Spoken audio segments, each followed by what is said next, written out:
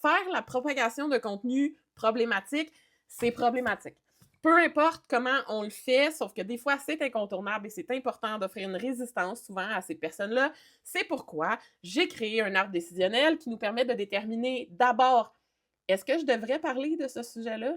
Et deux, comment je le fais pour que ce soit le moins nuisible possible. Je viens de me revirer un ongle, ça a vraiment fait mal.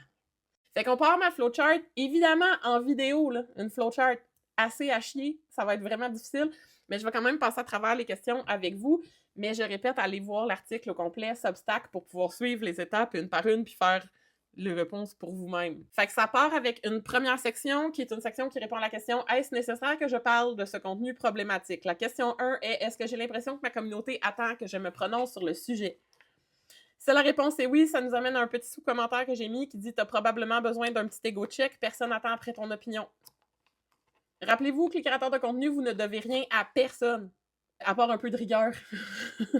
Si la réponse à ça est non, ça nous amène à la question 2. Est-ce que la principale raison qui me pousse à vouloir en parler est parce que je crois que ça va contribuer à ma popularité en ligne, que ça va me donner des views ou des abonnés? Si la réponse à ça est non, ça nous amène à la question 3. Si la réponse à ça est oui, ça nous amène à un petit commentaire qui dit « Ceci est probablement du rage farming. » Rage farming est le phénomène en ligne que je haïs le plus, pour la simple et bonne raison que ça vient complètement effriter le tissu social et la cohésion sociale. Je trouve ça absolument atroce.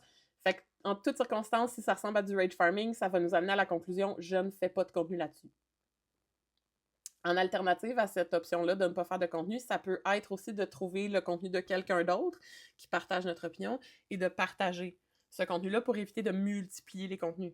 Okay? Si toutefois c'était non, donc ça nous amène à la question 3. Est-ce que ma take ajoute quelque chose d'absent ou de très rare dans le discours public? Si la réponse est non, ceci est probablement du rage farming, donc je n'en parle pas. Si la réponse est oui, par contre, question 4. Est-ce que j'ai la légitimité, par voie identitaire, d'expérience personnelle ou professionnelle, ou par voie de formation académique, de me prononcer sur ce sujet sans risquer de nuire à des personnes ou à une cause? Et c'est ça vraiment les mots-clés là-dedans. Si la réponse à ça est non, ceci est probablement du rage farming, donc on n'en parle pas.